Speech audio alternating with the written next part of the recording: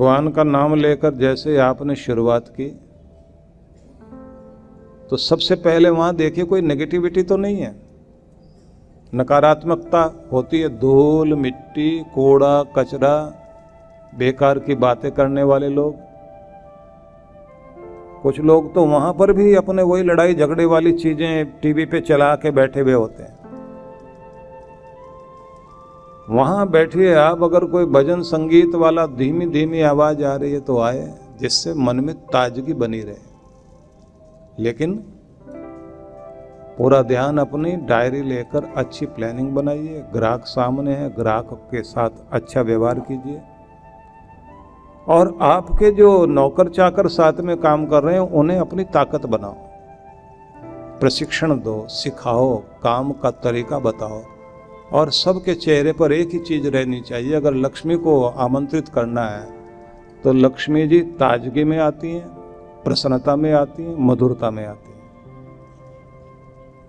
ताजे खुद भी बने रहिए, अपने लोगों को भी तरोताजा बनाएं, उनके चेहरे पर मुस्कुराहट लाएं और उन्हें बात करने का तरीका समझाएं। जितना मीठा बोलेंगे और किसी से झगड़ा नहीं करेंगे। ग्राहक अगर कोई नाराज होकर कोई चीज फेंकने भी आ गया, बिल्कुल शांति से उसकी चीज वापस लो और उसको संतुष्ट करके भेजो, क्योंकि एक ग्राहक आपसे खुश होकर जाएगा, 1000 को लेकर आएगा, और अगर नाराज होकर गया तो 1000 को तोड़ के भी जाएगा। कहते हैं ना कि दुकानदारी नरमी की, जितना दुकानदार नर्म होगा दुकानदारी बढ़ेगी। दुकानदारी नरमी की, राजकारी गर्मी की। प्रशासन चलाना सख्त होना पड़ेगा, भले ही कोई प्रदर्शन कितना भी कर ले। अगर ये प्रदर्शनों में घबरा गए ना, फिर आप राज नहीं कर सकते। राजकारी गर्मी की, दुकानदारी नरमी की, दलाली बेशर्मी की। दलाली करनी हो तो बेशर्म होना पड़ेगा, नहीं तो पैसे देगा ही नहीं कोई भी। तो जब आप भगवान का ध्यान करते हुए और अपनी दुकान पर आकर बैठे, खिले हुए बैठे, शांत बैठे हैं, मधुरता से बैठे हुए, मुस्कुराहट चेहरे पर है, व्यवहार मधुर है, और अगले व्यक्ति के साथ आप कम बोलते हैं, उसको बोलने का मौका देते हैं, तो उसके बाद क्या होता है कि समृद्धि आपकी तरफ आ रही है। और अगर आप घर से ही दुखी आए, लड़क कर झगड़ कर आए, देर से रात में सोए, देर में उठे, जल्दी जल्दी तैयार हुए, कार में बैठ के आपने अपना नाश्ता किया, एक हाथ में खाने वाली चीज पकड़ी हुई, एक हाथ से स्टीयरिंग पकड़ा हुआ है, और हॉर्न बजाते बजाते जिग जैग करते हुए गाड़ी चलाते हुए आ रहे, तो किसी न किसी से गाली भी खाओगे और किसी को गाली दोगे, और जब दुकान में आकर बैठोगे तो पहले तनाव में हो और क्या कहते हो, दिन ही खराब है हमारा। तो और खराब किसने किया? दुनिया बहुत बुरी है। और शुरुआत अगर देखा जाए, दुनिया बुरी नहीं, वो तो वही लौटाती है जो आप हैं। अगर आप अपने अंदर मधुरता लेकर जाते हैं तो चारों तरफ से मधुरता को खींचना शुरू कर देते हैं। तो भगवान ये कह रहे हैं, अपने आपे के आनंद में स्थिर होकर कर्म करना शुरू कीजिए, और उस सब से नेगेटिव एनर्जी से बचो जो तुम्हें तुम्हारे रूप में नहीं रहने देती।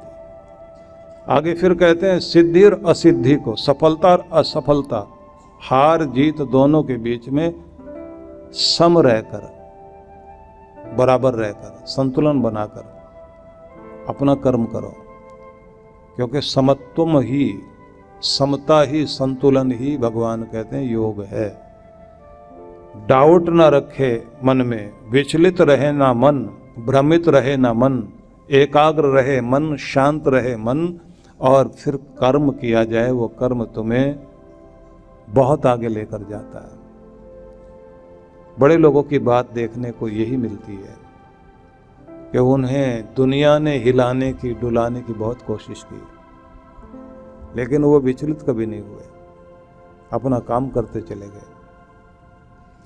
और उन्हें देखकर हैरानी होती रही दुनिया को, ये किस तरह के लोग हैं, इनको इतना तनाव, दबाव, सब कुछ दिया गया। वो बड़प्पन अंदर से आता है आपके। क्योंकि मैं उदाहरण नहीं देना चाहता, हजारों उदाहरण हैं। वो सफल ही इसलिए हुए इसलिए आप हर दिन ट्रेंड कीजिए, अपने आप को प्रशिक्षित कीजिए। कोई आपको विचलित करता है, शांत रहने की कोशिश करिए। दूसरी बात, गुस्सा दिलाए, आप उसकी दवाई का इस्तेमाल जो कर रहे हैं ना, आपके ऊपर टैबलेट दे रहा है आपको गुस्से की, उसे बेकार कर दो। कोई आदमी आपको निराश करने के लिए तरह तरह की बातें कर रहा है, असर मत होने दीजिए, बल्कि उस समय और अपने आप को तैयार करो कि इनके बहकाने से, इनके जोश दिलाने से, इनके भड़काने से मुझे कोई फर्क पड़ने वाला नहीं। मेरी राह ऐसे ही चलेगी और हमने ऐसे ही आगे बढ़ते जाना है। सब तरह के प्रयोग होते हैं ना। और जो आप लोग देखते हैं कि भगवान परीक्षा लेते हैं किसी की, तो परीक्षा भी तो ऐसी होती है। और ये भी कहा जाता है कि भगवान की सेक्रेटरी माया है। माया जो है वो सबसे पहले परीक्षा लेती है कि अगर कोई आदमी यहाँ से चलकर यहाँ तक पहुँच गया है और भगवान के निकट ही पहुँचने वाला, सीढ़ी चढ़ने ही वाला उसके धाम में, तो माया बीच में आ जाएगी और वो आकर उसे उलझा देगी और परीक्षा लेगी। अगर उन परीक्षाओं में व्यक्ति खरा उतर गया और किसी लालच में नहीं आया, क्रोध में नहीं आया, काम विकार में नहीं फंसा, उसके बाद माया आकर हाथ जोड़कर स्वागत करती है और कहती है कि आपका स्वागत है परमात्मा के साम्राज्य में, क्योंकि आप सब परीक्षाएं पास करके आ गए। अर्जुन के विषय में कहा जाता है कि भगवान श्री कृष्ण ने उसको कहा कि अर्जुन तुम जाओ, एक बड़ा युद्ध होगा आगे चलकर, जिसे टालने की भरसक कोशिश की जाएगी, तो उसके लिए तुम्हें अपने आप को अभी से सक्षम बनाना। हिमालय में जाकर साधना करो। हिमालय में साधना करनी है तो शिव जी की करनी है। तो शिव की साधना करने के लिए गए। शिव साधना करने के लिए गए, जैसे महाराज अग्रसेन के विषय में भी कहा जाता ना कि महाराज अग्रसेन जो है वो भी हरिद्वार के निकट बैठ करके शिव जी की साधना करने के लिए बैठे थे। और शिव जी की साधना करने बैठे तो उनको शिव की ओर से प्रेरणा हुई कि तुम लक्ष्मी आराधना करो। लक्ष्मी आराधना की तो लक्ष्मी माता ने कहा मैं तुम्हारी कुल देवी बनने के लिए तैयार हूँ, लेकिन एक नई दुनिया बसाने की कोशिश करो, एक नए नगर बनाने की कोशिश करो। साधना से व्यक्ति को बड़ी बड़ी प्रेरणाएं मिलती हैं। हमारे सारे पूर्वज लोग जो है वो साधना करते थे। हम लोग जो है वो साधना से दूर भागते हैं। आंखें बंद ही नहीं होती है, बंद हो तो पता नहीं कौन कौन दिखाई देते हैं। अभी से अभ्यास करना चाहिए। कल मैं एक वीडियो देख रहा था, मेरे पास में जापान से किसी ने भेजा। हैरानी हुई कि 5, 6, 7 साल ज्यादा से ज्यादा उम्र वाले बच्चे आंखें बंद करके ध्यान लगा रहे हैं और कोई वहां बताने वाला नहीं। सब लाइनों में बैठे हैं। 4 साल का बच्चा, 5 साल का, 6 साल का, ज्यादा से ज्यादा 7 साल का बच्चा, सब आंखें बंद करके बैठे। बीच बीच में आंखें खोलते हैं, फिर आंखें बंद करते हैं। अभी से अभ्यास डाला जा रहा है, क्योंकि जापान के साथ जो कुछ घटा था, परमाणु बम का हमला हो जाने के बाद जैसे जापान टूट गया था, उन्हें आगे बढ़ने के लिए बिल्डिंगें पहले नहीं बनाई। उन्होंने अपने बच्चों को पढ़ाया, अपने मनोबल को मजबूत किया, अपने विश्वास को बढ़ाया, अपनी गुणवत्ता को बढ़ाया और ध्यान पर बहुत ध्यान दिया उन्होंने, जिसके कारण जापान फिर से एक बड़ी शक्तिशाली अर्थव्यवस्था बना दुनिया का। हर घर में मैं तो ये कहना चाहता हूँ, थोड़ी देर मौन बैठना, शांत बैठना, मन टिकाकर बैठना, आदत डालना शुरू कीजिए। अब फिर थोड़ा थोड़ा ध्यान। आप देखें आपकी तपस्या आपको कहाँ ले जाती है, आपका अपना जप तप वो आपको कहाँ ले जाता है। ये बहुत अद्भुत चीज होती है। आपके जीवन में सबसे बड़ा क्षण, ऊंचा क्षण वो होता है जब आपको ऐसी कोई कृपा प्राप्त हो जाए, गुरु की दी हुई विधि के अनुसार ध्यान करने का मौका मिले। और मैं तो कहूँगा, गुरु से दीक्षा लेने के बाद अपनी मंत्र की सिद्धि करने के लिए कोशिश करनी चाहिए, क्योंकि मंत्र साधना तो आप घर में करते ही हैं। मंत्र सिद्धि की साधना करो फिर, नहीं तो गुरु से दोबारा जाकर सीखो। मंत्र सिद्धि साधना जब आप सीखते हैं ना, तो आपका मंत्र सिद्ध हो जाता है। जब मंत्र सिद्ध हो जाता है तो आपकी तपस्या सफल होने लगती है, और ऐसी ऐसी चीजें होंगी आप हैरान हो जाओगे। शुरू शुरू में मंत्र ले और श्रद्धा से करे आदमी तो बहुत सारे चमत्कार घटते दिखाई देंगे, और जिस समय किसी की मंत्र सिद्धि हो जाए उस समय भी चमत्कार होते हैं। गुरु के पास जाकर ये मौका जरूर ढूंढो, और नहीं तो एक काम जरूर करना चाहिए, साल में एक आध बार गुरु के निकट जाकर, आश्रम में जाकर रहना पड़े तो थोड़े दिन वहाँ साधना सीखिए। हम लोग बुलाते हैं हर वर्ष 2 तरह की साधनाओं के लिए। एक तो बुलाते हैं जब ऋषिकेश में साधना कराते हैं, और एक चांद्रायण तप के लिए बुलाते हैं, पूरे जीवन में किए गए पाप ताप से मुक्त होने के लिए साधना करना। अगर पूर्णिमा से पूर्णिमा तक 1 महीने की साधना कर ली जाए तो अंतःकरण को शोधन करने का इससे बढ़िया कोई तरीका नहीं है।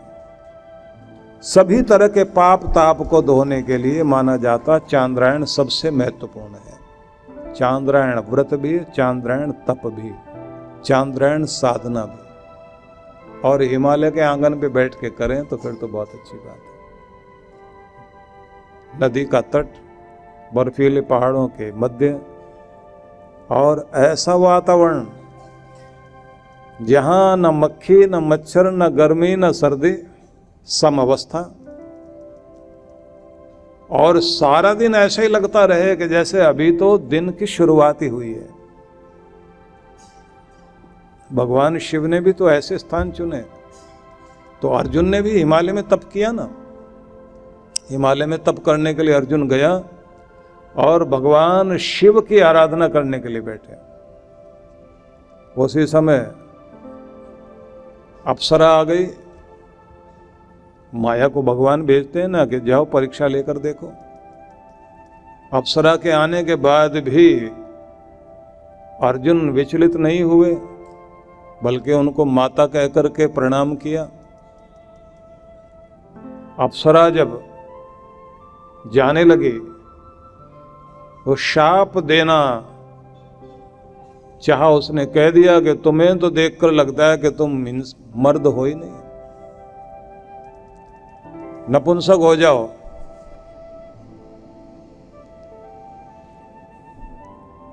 तो इन्होंने हाथ जोड़कर कह दिया कि माता,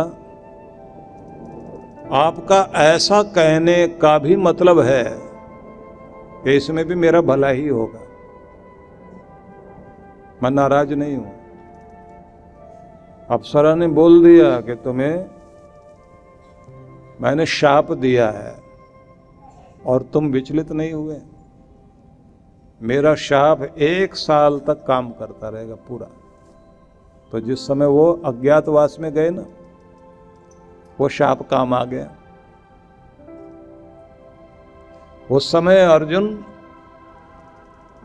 जो उनको कहा ना कि तुम नपुंसक हो जाओ, तो उन्होंने उसी तरह से किन्नर बनकर 1 वर्ष तक नाचते गाते रहे।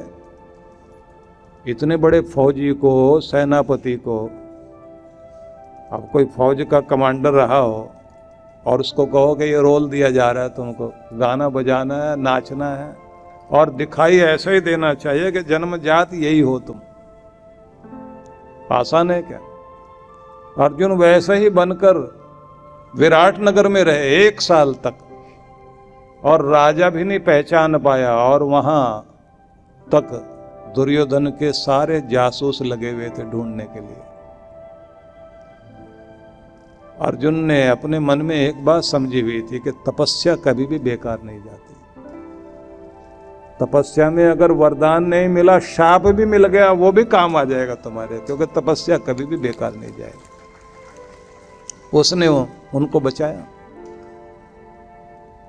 इसलिए तपस्या करना, साधना करना, ये नियम होना चाहिए। आप मौका ढूंढिए। साधारण व्रत करने का तो मौका सबको मिलता है ना।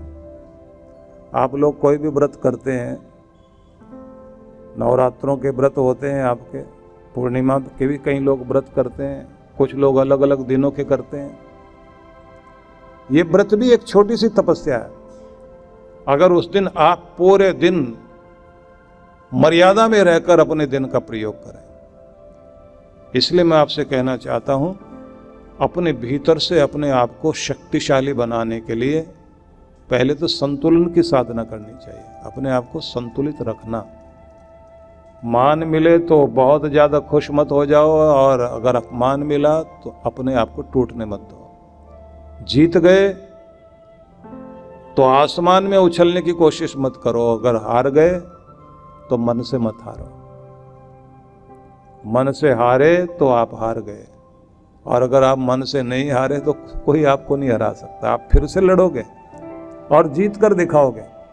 जो मन से नहीं हारा तो बीमारी भी उसे हरा नहीं सकती, गरीबी उसे नहीं हरा सकती, वो आदमी जीता ही रहेगा। इसलिए मन से मजबूत रहना। महात्मा बुद्ध ने इसको एक अलग तरह से कहा। वो कहते हैं कि जीवन में अति को छोड़िए, मध्यम में रहिए। किसी भी चीज की अति में रहोगे तो वहां दुखी हो जाओगे, और मध्यम में रहोगे तो वहां संतुलित हो जाओगे। कि ना तो ज्यादा आराम और ना ज्यादा काम, ना बिल्कुल बहुत ज्यादा गुस्सा, और ऐसा भी नहीं कि कहीं जरूरत पड़े तो विरोधी ना कर पाओ। तो उनका कहना मध्यम मार्ग ठीक है। मध्यम मार्ग को सार में ले जाएं तो फिर वहीं आ जाएंगे। संतुलन वाला मार्ग ही जीवन के लिए कल्याणकारी है। दोनों पलड़े तराजू के जब बराबर होते हैं तो वो संतुलन कहलाता है। ऐसे ही आपकी जिंदगी के दोनों पलड़े बराबर रहें तो आपकी जीत है, और इस जीत को ही प्राप्त करना है।